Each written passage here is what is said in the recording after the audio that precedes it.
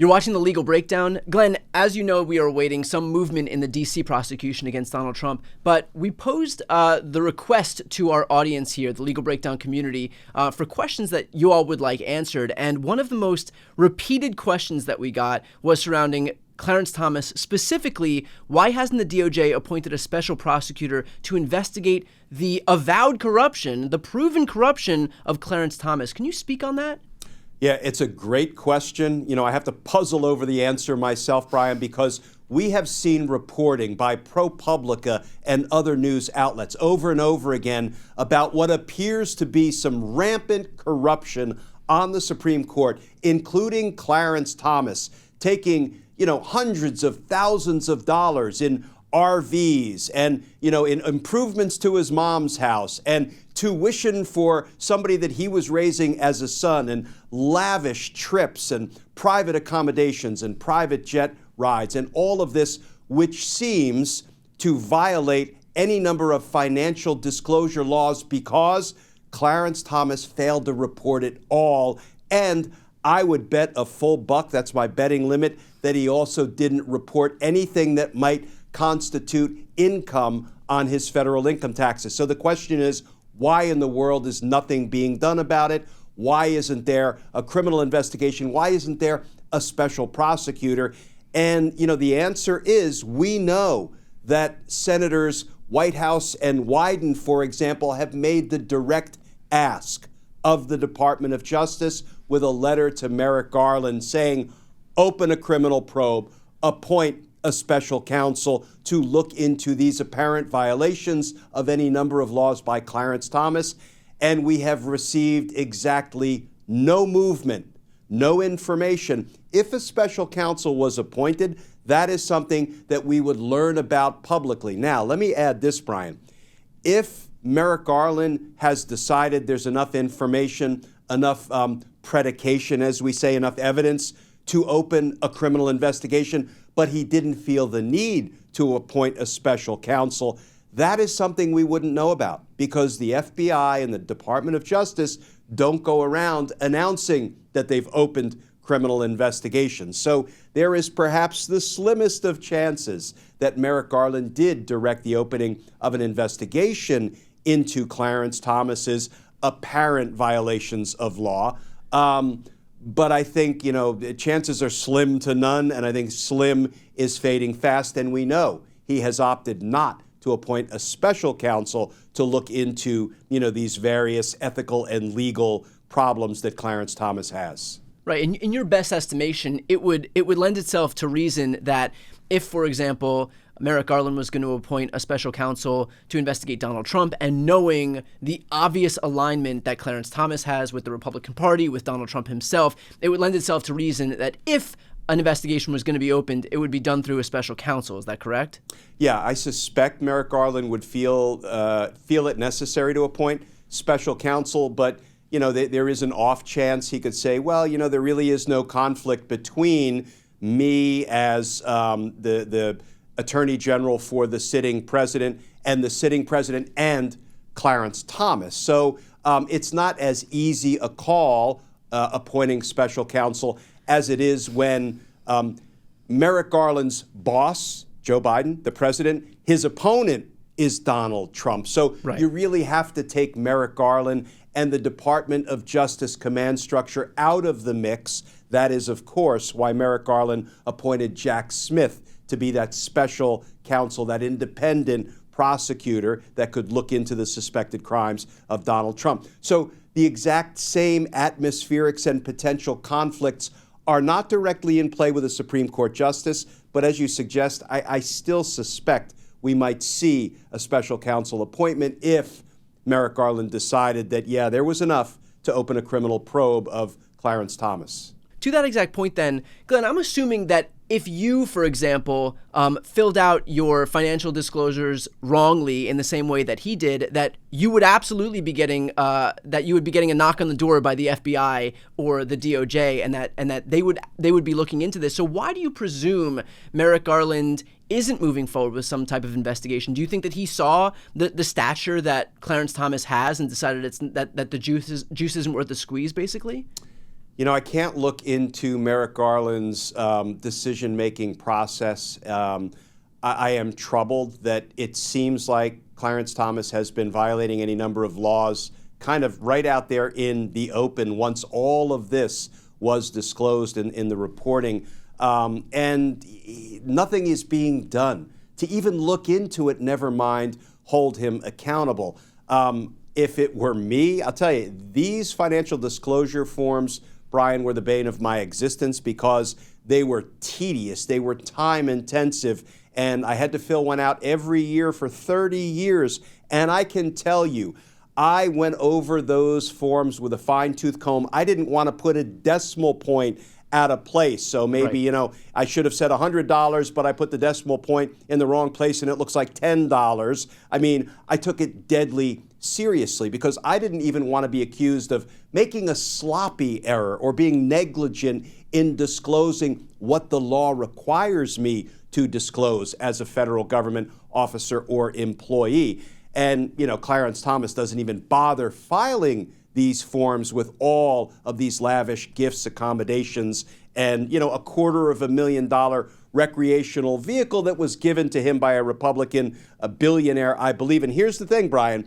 At first, they tried to make it look like a loan. Okay, you'll have to pay it back, Clarence. And then the person who loaned him the money forgave the loan. So the whole thing even looks like it was a scam, but designed to deceive in the way they had structured it. So, yeah, regular folk, people who aren't Supreme Court justices, would have been investigated and likely charged if there was enough evidence to make out that a crime had been committed.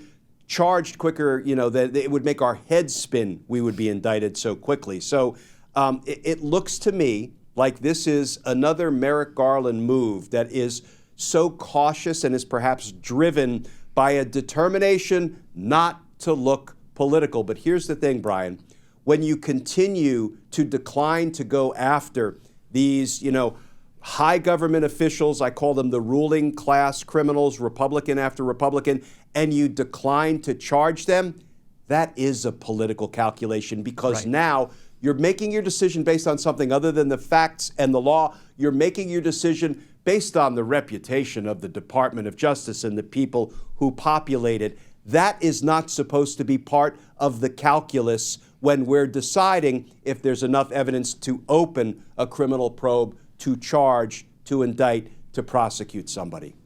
Just for posterity here, if I can get your response quickly on this, if you did what we already know Clarence Thomas did based on the ProPublica reporting, would there have been an investigation opened into you?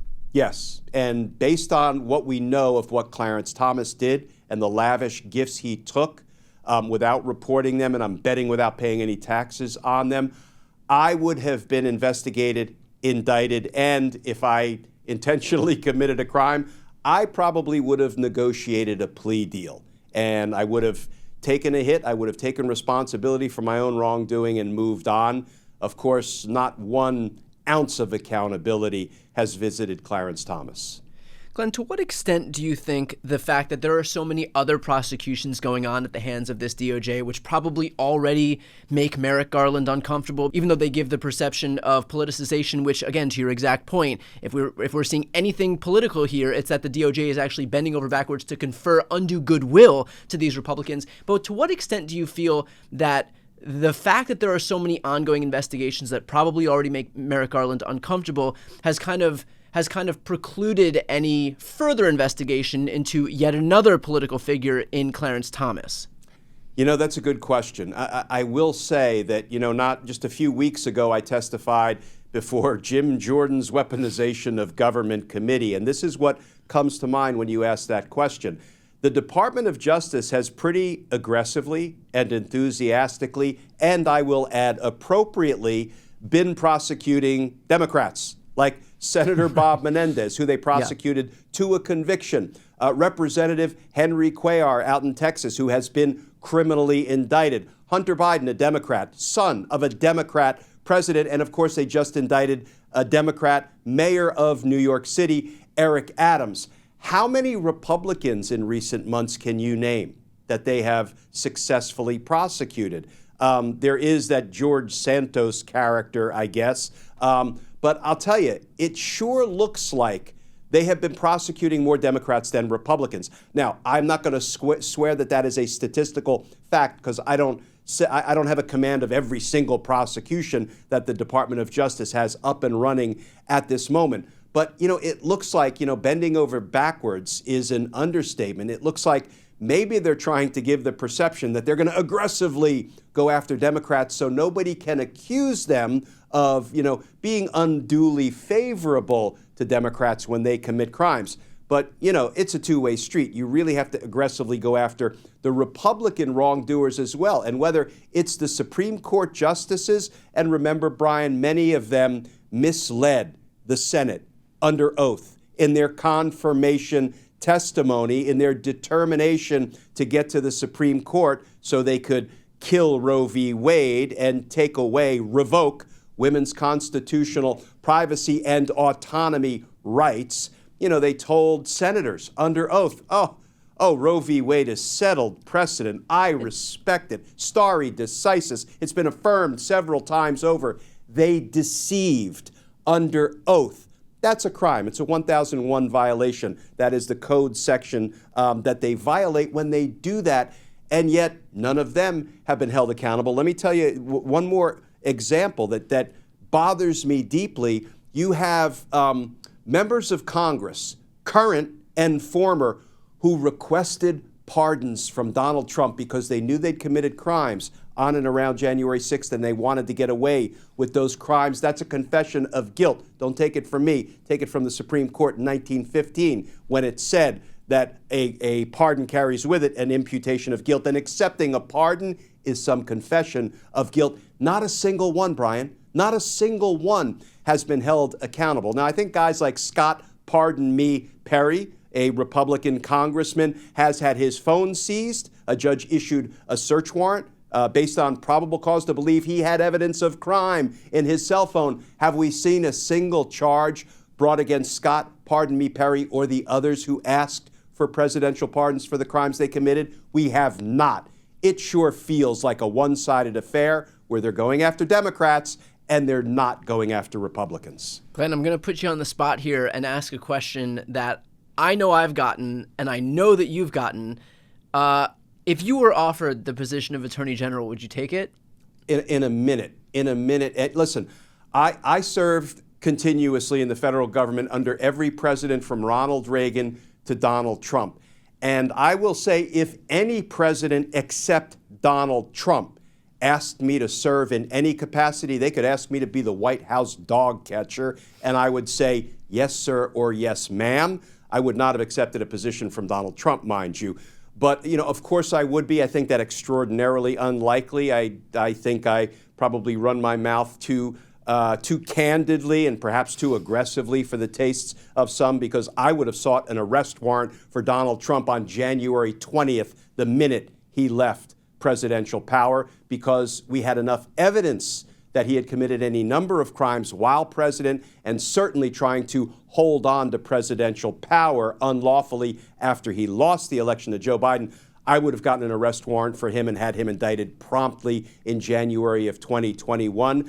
I don't know that necessarily fits the bill for any number of career politicians. I've never been a politician. I will never be a politician. But I would absolutely accept. But here's the more realistic fix that I think we do have coming, Brian. I think the way to address these problems, the problem of the rule of law not being applied equally, without fear or favor, to all of the ruling class criminals, regardless of if they carry a D or an R or an I next to their name, is to get a former prosecutor in the Oval Office. And we are just weeks away from having an election that will give us the opportunity to put a law and order prosecutor in the Oval Office who will understand and appreciate the need to apply the rule of law in a way that it has not been applied in recent years. So that's why I'm urging everybody, get out and vote. Vote early if your jurisdiction allows you to vote early. I've already voted.